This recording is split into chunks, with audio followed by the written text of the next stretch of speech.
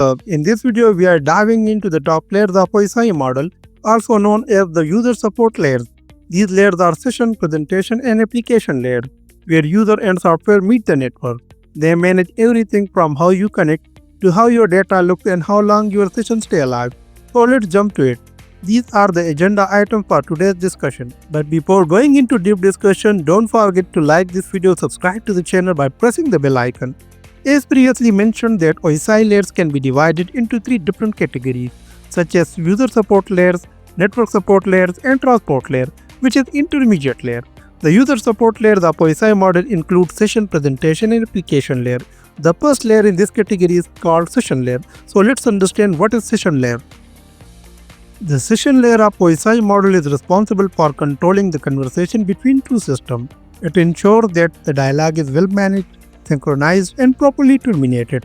Think of it like a moderator in a conversation, ensuring everyone gets their turn, nothing is lost, and the conversation ends properly. Now let's move on to fully understand the complete functionalities provided by the session layer of OSI model. The session layer of OSI model is responsible for session establishment, maintenance, and termination. The session establishment is the process of starting session between two devices. It is like user logging into the remote server.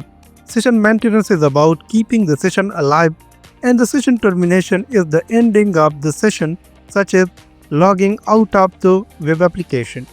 Another functionality provided by the session layer is dialogue control. Dialogue control is another important function of the session layer. The session layer manages who can send data at given time, such as full duplex or half duplex communication. It is like the Zoom call where both users can talk in duplex mode or simultaneously. The synchronization or checkpoints is another function provided by the session layer. The session layer adds recovery points, which are also known as checkpoints, during data transfer so that data communication can resume from the last saved points in case of failure. The concept of checkpoints can be well understood in this diagram. Suppose a sender wants to send 5 packets to the receiver and there are checkpoints after every 2 packets. The sender starts sending P1, P2, and when it sends P3, then it encounters an error like system crashes or another network issue.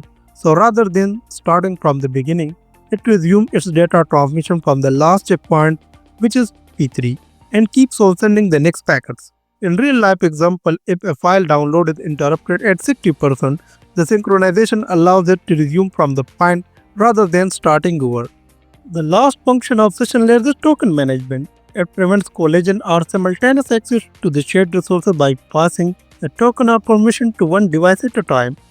The concept of token management can be well understood by looking at the Google Docs, where a paragraph can be locked while one person is editing it, preventing others from changing it at the same time.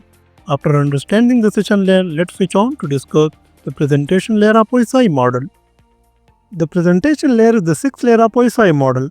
The presentation layer of OSI model is also known as syntax layer. It converts the data into character-coded forms such as ASCII or EBCDIC form. Its main job is to act as a translator between the application layer and the lowest layers.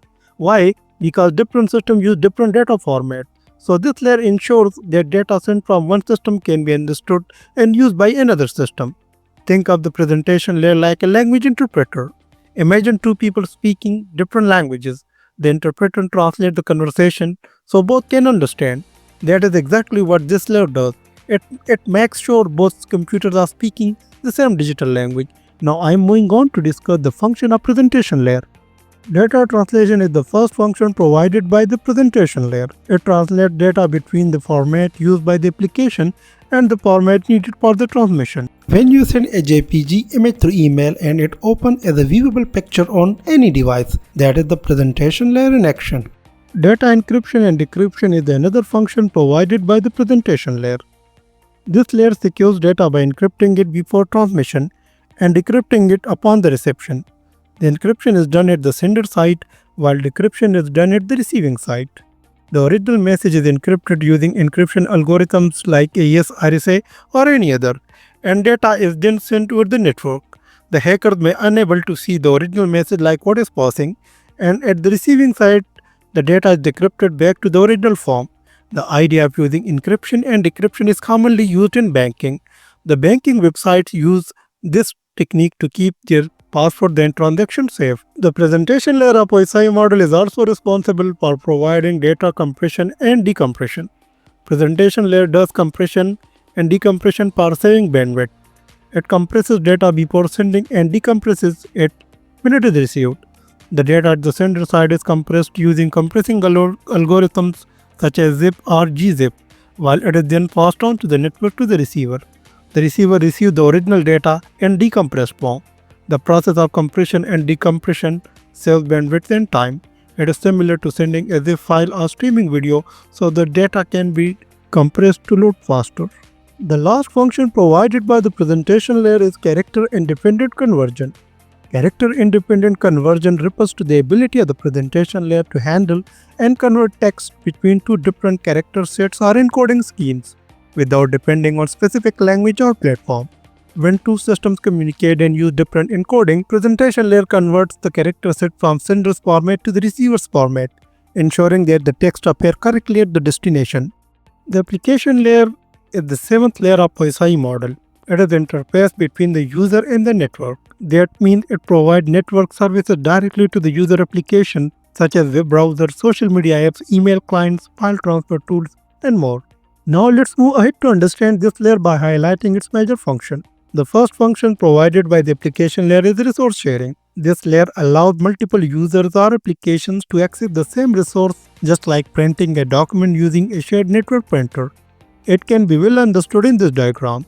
In this network device, we request for using a shared network printer by using a token. After sending the request for the resource, the access is granted to device B. And meanwhile, any of the devices in the network such as A and C cannot access the shared network printer. Thus, the application layer helps in avoiding the conflict.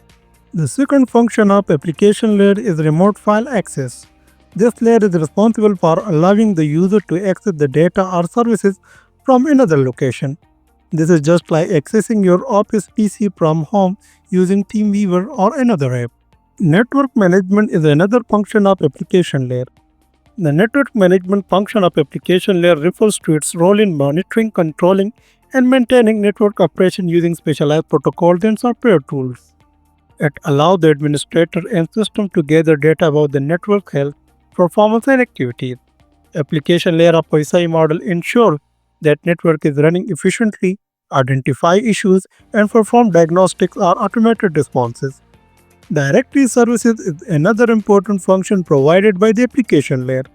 This layer of OSI model helps in name resolution and access to distributed directory databases. The concept of directory services is like DNS converting website or search engine such as google.com to an IP address. Let's explain the concept of directory services in this diagram. The user types the address of the website, which is in human readable form, and it is converted by the DNS protocol of application layer into IP of the website.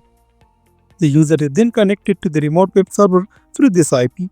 The final function performed by the application layer is electronic messaging or emailing. Application layer supports email services like forwarding, storage, and sending. This is like sending emails through Gmail or Outlook app.